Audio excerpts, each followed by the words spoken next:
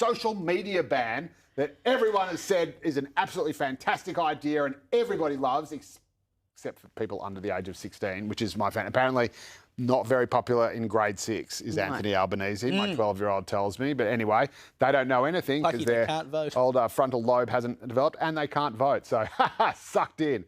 Anyway, the social media ban has been a massive, massive, massive success. Now, as we know, it came in on December 10, I think it was, and the social media giants basically now have to verify the ages of all their users, and if they uncover anyone who is under the age of 16, boot, you get the flick.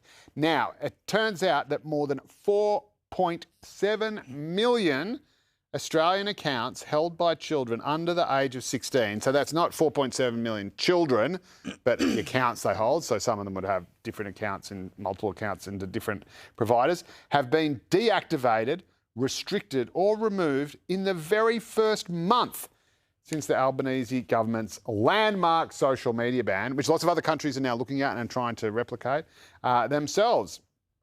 So, what do we think? Just another victory for Albo? Well, going great, isn't he? That's all we have time for. So we know how many have been shut down. We know how many have been created in that time. No, but because there are plenty of kids saying that they're just getting around the age restriction. Well, you know, reading some of the articles about it, there's kids that have got Instagram accounts who are 14 and their date of birth on Instagram is 1960, which makes them older than me. Nice. A lot older than me.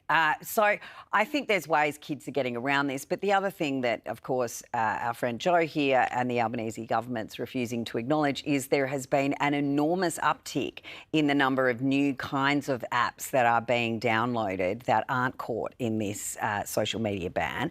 And a lot of them perform very, very similar functions to the ones that have been banned. So video sharing, message sharing, and platforms that allow kids to do exactly what they were doing before. And kids are always going to get around these things. I'm not quite sure it's the huge success that Joe is singing the praises of. But, you know, if this helps parents get their kids off some of the apps, if kids are getting out to play, I think this needs to be looked at. It's a tool for parents. It's not going to be a silver bullet. Kids are going to get around it. There's going to be new apps. It's always going to change. Most probably won't. Most will probably... I mean, kids are pretty good at following the rules. We often hang... Some are. Yeah, some are. But again, if kids know... Firstly, it makes it so much easier for parents to say, you can't do that, because the first thing you can ask is why? Why can't I? Why can't I? You just say, because it's against the law, because Albo said so. So there. Well, that'll work with the kids. Albo will come and get you but if you use the social media. You say it's against the law, and if you do it, the police are going to come around and they're going to lock you up and I'll never see you again.